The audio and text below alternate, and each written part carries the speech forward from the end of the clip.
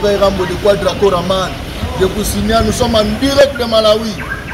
Hein? Nous sommes en direct de Malawi. Batoto à Kinshasa, batoto à monde entier. Donc, je vous signale déjà, nous sommes ici à Malawi avec le Quadraco Raman. Papa Victoire, la légende vivante, l'homme, le Quadraco Raman, DP sur terre à Malawi. Today, je vous signale, nous sommes à Malawi deux fois. Donc, exactement, sur l'ordonnance présidentielle, nous sommes à Malawi. Donc, chaque fin de l'année, je crois que les grands mots à cette pays, l'Africain, il y a un monde entier. Donc, cette fois-ci, tu es à Malawi. Ah, voilà.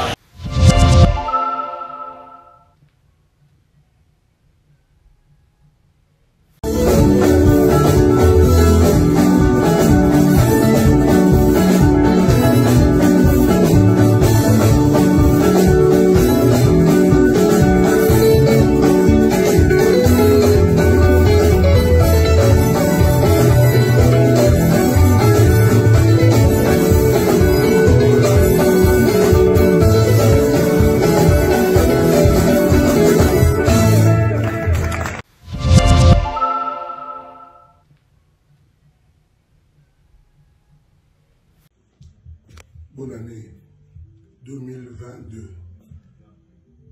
Il y a les lots, il y a les shows, il y a Souka, il y a Mboula. Il y a au monde Naboye. On a souhaité bonne année, belle année. C'est-à-dire, année penja où il faut sentir que nous vous a quitté. Belle année où il faut sentir que bateau et balouke la bino mabé. Azotoka. Azola la communauté. La souhaité bino pena qui est en 2022. Ils ont bino. Nzambe abosa na ba na été. Donc na moke de gatumanda bonayi. Ngai pena bangula apesi bango mokongo. Apesi bango mokongo. Pena pesi bango ke bazanga kimia. Nzambe nanga kumisama. Kolo kumama. Ça dit, ceux qui m'ont c'est bon. Kolo. Regarde, nayo, miso nayo, ils ont toujours aimé, ils ont toujours sir nayo, moi nayo. L'accent a toujours dit la péquée dans la maille, kotika le boko dans la Amen. Bonne année, heureuse année 2022 avec vos familles. Tobolo King.